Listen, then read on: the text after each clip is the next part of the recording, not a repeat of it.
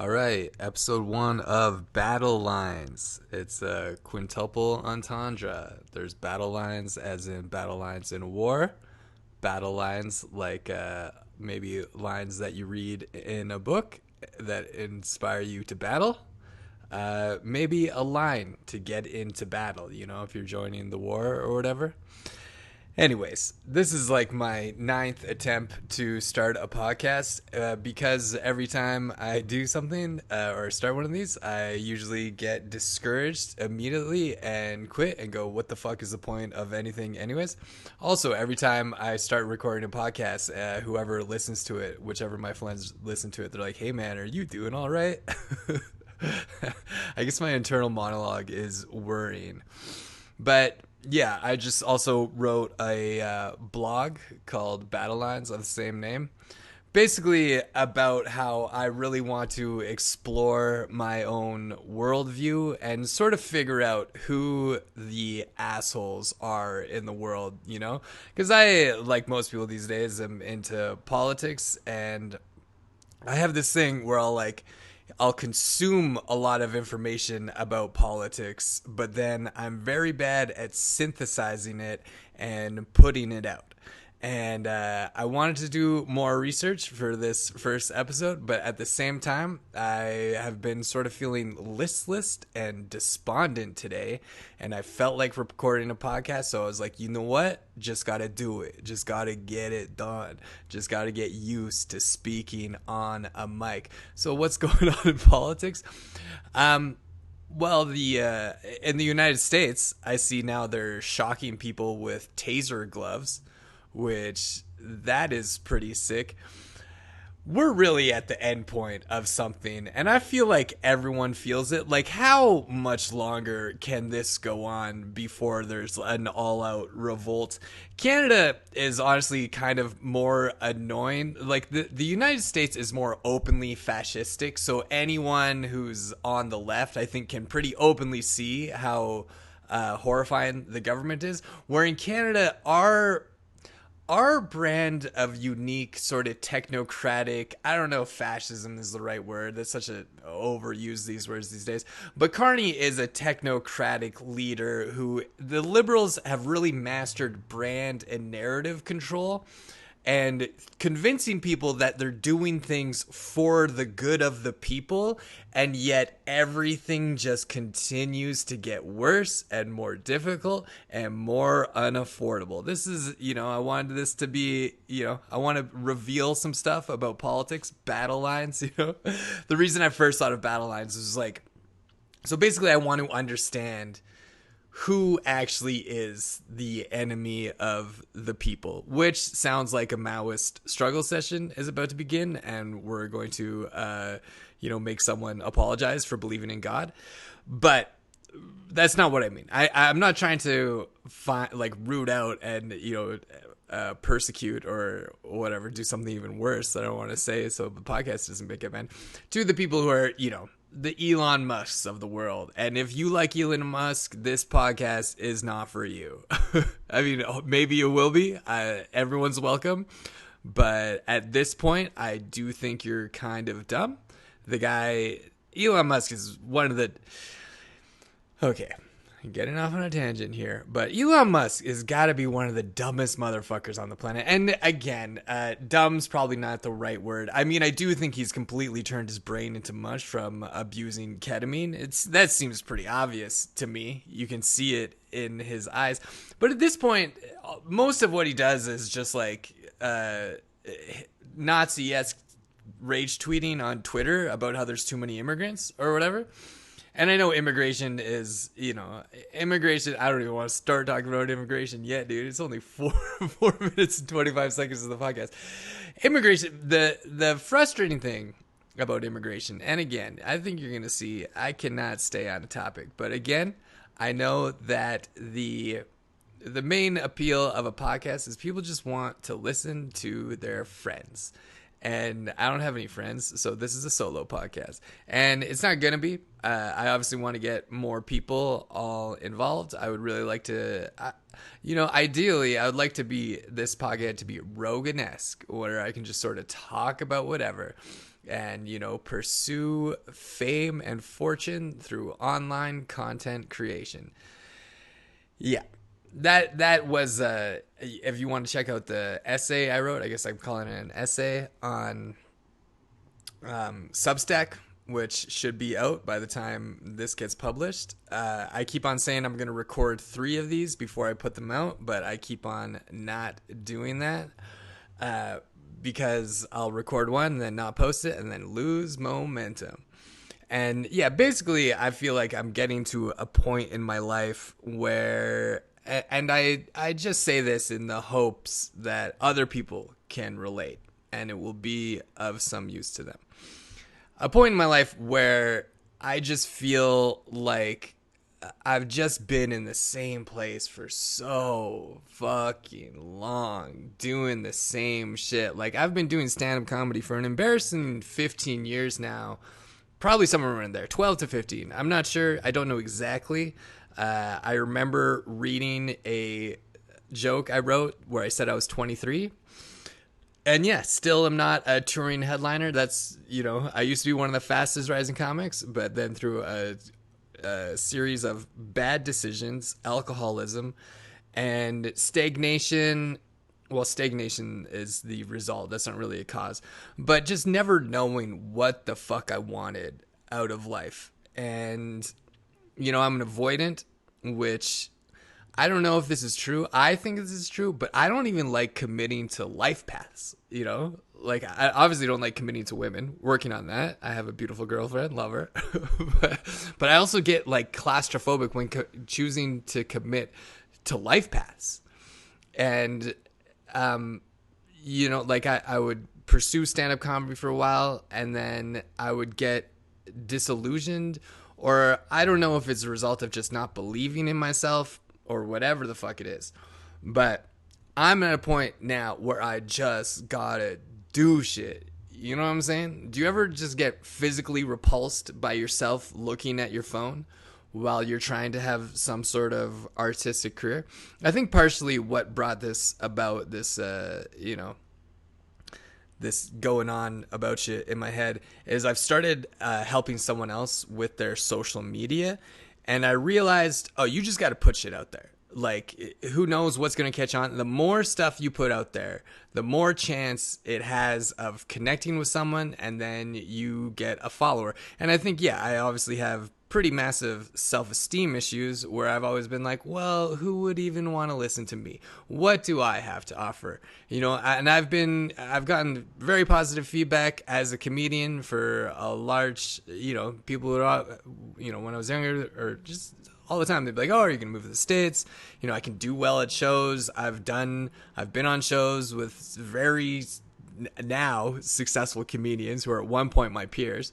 But then, alcoholism was obviously a huge thing. And saying that out loud is helpful because, relapses happen. They're a part of recovery. And I haven't been contemplating drink. Well, I guess I've been contemplating, but not in a way like I'm going to do it. It's just, I think like every alcoholic could probably relate to this, where you just think about like, man, 3 drinks. That would be amazing, dude. 3 drinks, and then you go, maybe I can just have 3 drinks. And it's crazy how good your brain is at lying to you. Because, like, I've been trying that for way too long, honestly, like, since I turned, like, 17. Although, obviously, I guess I pretty much became, like, a blackout drinker at 17 years old. And then tried to do it for, like, another, 20 years. Despite, getting arrested, losing friends, losing relationships. So, this is also a sobriety podcast, if you want to talk about that. Really want to start getting into more political stuff. I would love to bring guests on who actually know about politics, as well as educating myself about politics. Really, what I'm just trying to do right now is to stop the voice in my head from going, what the fuck are you doing? Who even the fuck wants to listen to this? And you know what? Fair question, brain. I've said that too much before. So I'm going to stay away from the self-deprecation stuff. All right. Elon Musk. What a piece of shit. And I really hope what I'm attempting to do here is to just lull you into a state of just, I'm just trying to make my voice melodic and mellifluous, and maybe say some funny shit. And yeah, just get it out there. Okay, so let's go back to the liberals, huh? How about that? Let's get back to the liberals. I hate the liberals so much. And I hate how in Canada, a lot of people, if you say you hate the liberals, will assume you love the conservatives or whatever. But it is so frustrating. And I am so convinced, and maybe this is something I'll research for next time. I am so convinced that the majority of Canadian politics subreddits, which I embarrassingly spend a lot of time on. And again, this is why I'm making this podcast, because I'm trying to stop consuming stuff. I wrote this in the essay, but I just feel like a fat arthritic dog baking in the sun, just like a kept hog that my phone wants me, just a little hog waiting for my slop. Give me my slop, please, and I don't even want to say slop because that's become sort of an annoying, like, Chapo Trap House fan thing, or just whatever. People say slop too much now. It was funny for a little bit, but now it's like, yeah, everything's slop. And, you think it's the same way millennials said epic, It's just like, as soon as someone uses a word too much, that's why I don't say the R word, which I will say right now once, retarded, because it's just so annoying the way conservatives use it, because they use it in place of a joke as if it is a joke. They'll just say, "Oh, that's retarded," and then like sort of get this like dumb little smile on their face. They're like, "Ooh, I just did something naughty." It's like, dude, you also are like openly racist or whatever. So like saying retarded, no one really cares, I mean, some people obviously do, but I was saying retarded the whole time until it came back, and now I don't really like it because it's just it's not funny. People think it's funny. As soon as, this is basically a good rule for if you want to get into comedy, as soon as someone thinks, or everyone thinks something is funny, it's usually not funny anymore. Then it's just hack and annoying. There's a few exceptions. Calling your friends gay. That's ever present. That will never stop being funny. That's that's never gonna go away. Calling your friends gay, saying stuff is gay, a lot of gay stuff, doing gay things to your friends. Yeah, that's ever present. That's evergreen. That's the word I'm looking for. So yeah, had a reel go viral the other day where I was making fun of white women who, in the 2016 woke one era were, they all desperately wanted to be bisexual. I heard I was listening to the podcast Pendejo Time with Jake Rhodes and Thomas White. It's fucking hilarious. And Jake was asking why so many comedians now these days are identifying as bipolar or having a mental illness or being ADHD, and Thomas White said because white people would rather be mentally useless than white, because for a while woke one, fucking everyone was mad at white people, and people didn't want to identify as white, so they white people just started making up alternate identities, and bisexual was a huge one, especially for women, which honestly is like, whatever. If you want to say you're a bisexual woman, go for it. I personally have met very few women who don't kind of identify as bi, and if everyone does, then does it really mean anything? I kind of think it's just like, yeah, women are hot. You kind of have to be like so straight as a woman to not think women are hot a little bit, and a lot of women will kiss other women, but then, they don't want to go down on them. And that's like that's the line that they don't want to cross, which totally fair. But yeah, I made a reel about that. If you're listening to this, good chance you probably saw that reel. Just making fun of white women. And again, it's not just white women, but it's easy. If you say white women, no one really gets mad at you except for white women, some of them, which is good, because white men, I feel like attacking white men sort of went out of style because of a variety of factors.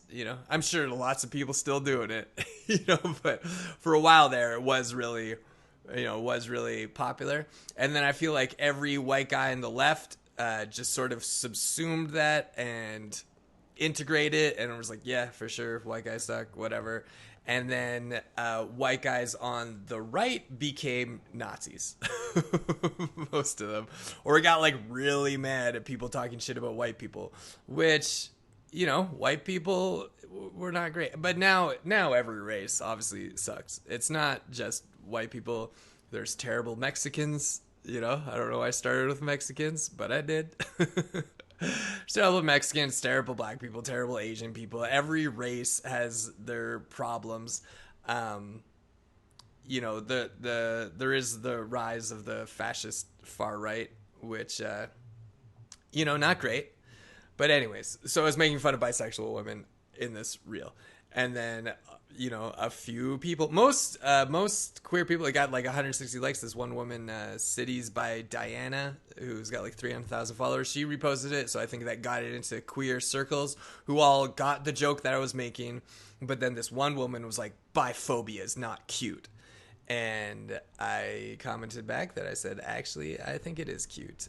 A little cute face. And then she just got in an argument with a bunch of people. And it's always so funny to me when people argue in the comments of one of my Instagram posts. Because it's like, yo, what the fuck are you doing? How can you possibly think this matters? It doesn't. Like, and I think this is like, that's part of, to bring it back thematically to what I've been talking about in this and with my essay. It's just like, I am just so sick of just the passivity.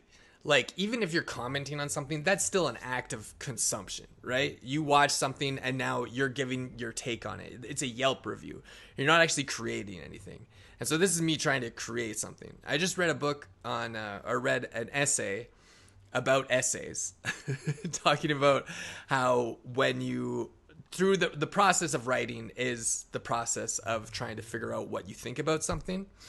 And so I was like, maybe I could apply that to podcasting. Maybe if I try to think of podcasting in some sort of narrative cubist fashion where I'm injecting myself into the ever present and just completely like making this a meditative experience. Because I will tell you, it is, I'm 18 minutes into this. There's constantly the thought, right? And I'm trying not to do too much meta commentary on what I'm thinking as I'm saying it, because I'm already saying everything I'm thinking, so I don't need to, I got lost down these rabbit holes before. Like what see, I'm getting all fucked up. But yeah, like so the essay was about, can you extend the present moment? And they said that they've done psychological studies, and most people feel as though as once something was 12 seconds ago, it's now in the past. As in, that's not, like, psychologically you categorize that as not now, which is interesting because, anything that's not now is technically not now. But I think you understand what I'm saying. Anyways, let's get back to the motherfucking... But yeah, like, the passive consumption of everything is just like, I feel like we're all sick. Like, we all have this disease. I mean, we all do, because for the most part, we're all addicted to our phones. It's not insightful for me to say. Like, it's just a fact. Some of us are doing better than others. But it's just like, beyond just the simple addiction of, like, looking at stuff, consuming stuff. It's like everything is getting worse. And I think people feel like educating yourself about it through short form content, catchy short form content is somehow doing something about it. But obviously it's not. Like, if short form content about politicians being shitty going viral was political activism, well, there wouldn't be any problems, because so many people are doing that. It's like we keep on educating ourselves about what's wrong with society, but I think people just feel so demoralized and what's that word for disenfranchised, like your future's being robbed, and things just continue to get worse and worse and worse. But how do we actually go about doing something about stuff, right? This is an act of me trying to actively do something, and again, who knows if this is, you know what, I'm not gonna start I'm not gonna start talking about the podcast that I'm podcasting. Back to liberal brand control. Okay, so yeah, what earlier when I was saying in subreddits, people are just absolutely like there's so many comments from people, and I just don't understand who is so closely following politics that they're commenting on Canadian subreddits, but then also think Carney is doing a good job and is acting on behalf of the people. Every single thing he does is just an act of giving money on deficit, taking taxpayer money, which running the largest deficit, the larger deficits than Trudeau, which again, like I don't care about whatever the deficit. Money at this point is all fake, and so as someone who's really getting upset about like the deficit, but it's like, well, it is fake, but we do have to pay that back. And no one's like, if Carney was like, you know what, fuck it, fuck money, we're just gonna do stuff to help people. But he's not doing that. He's taking money from taxpayers and then just giving it to corporations, and there will be endless graft and endless corruption. The Liberals have no problem with corruption whatsoever. We saw that with the SNC Lavalin thing. They're just the party of taking money from taxpayers and giving it to the rich and politically connected insiders. This power plant that he just announced, every freaking dumb Canadian in the subreddits is like, oh my god, this is so cool, yes, Carney. And I'm like, he hasn't done anything. We need to stop applaud this guy for saying he's gonna do stuff, and even most of the stuff he's saying he's gonna do is bad, like the bailout. Like, it's just he's just giving developers bailouts because the Ponzi scheme, which is Canadian housing, is a complete joke. It's gone bust. The motherfucking thing doesn't work anymore, And yeah, Professor Zhang, which is, you should really check his stuff out. He's got this YouTube channel where he talks about how Canada is essentially just a toxic asset, and Carney is a banker who is coming in to sell off the toxic asset. And that's what he's doing. He's talking about selling the airports. He's talking about selling the seaports. He is just basically like running a friggin' massive deficit, and then as soon as like the jig is up and he's just gonna fuck off and leave everyone else with the bill while he's given billions and billions to just whatever NGOs. It's like, yeah, whatever. Even if you're a huge climate change is the most important issue, we've given, I think, like, I forget what the numbers is, so I should get that right, but it was like $23 billion or something in the last 5 years to fight climate change overseas. Which, first of all, Canada, we don't got that climate change money. We don't got that fight climate change overseas money. We're broke. Canada's broke. Healthcare, like, he's cutting fucking healthcare budgets. This is money that we could actually spend on doing something that would actually help. Because, yeah, sure, if it's going overseas to fund climate change initiatives, but I never see reporting on where that money is going. It never comes up, right? It's just like, oh, here's billions of dollars from Canada, peace, And I guarantee you that money is just going to friggin' like unaccountable just government agencies, weird NGOs who it's just like basically the Liberal government is a money laundering scheme, or not even a money laundering scheme, like a money siphoning scheme. I guess it's kind of money laundering in that you're stealing money and then giving it to NGOs overseas. So you know what? That's going to be the next topic. This is intro episode. Next episode, I promise I'm going to listen to this and then I'm going to write it down. Where has that climate change money gone? All right, politics, battle lines, baby. Let's do it. Let's get it. I'm snapping my finger. Also, the future episodes, will be video recorded because, you gotta get that YouTube money, baby. You know what I'm saying? You know what I'm saying? Get that YouTube money. And, this I just started because I was like, I was feeling despondent today. Like I said, I've been helping this woman with her social media and working on kind of like a commission basis. She's got like a sales thing. And with doing something like that, you never know what's really going to hit. Like that's a very frustrating thing about social media. I've started to figure out a bit of virality schemes. Maybe we got to talk about that. If you guys want to hear about that, hit me up. Hit me up in the comments. Message me, DM. But like when you're doing social, you just never know where the actual, I guess a lot of people do. It's just like how much monetary value are you getting from anything? And so, I was spending time like, editing some photos, making some clips and stuff.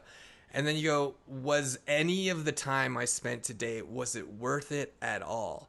And who knows? And this is, I've heard people say it, talking about like art or whatever, where it's like when you get really engrossed in the artistic project you're working on, time just goes sort of really quickly. And that's very true for me. When I'm really like caught up in something and like video editing and I'm really into it and it's, I'm just like, I'll get kind of obsessive and time just goes so quickly. It like just speeds by and it's like, oh, that's how like you're really passionate about something.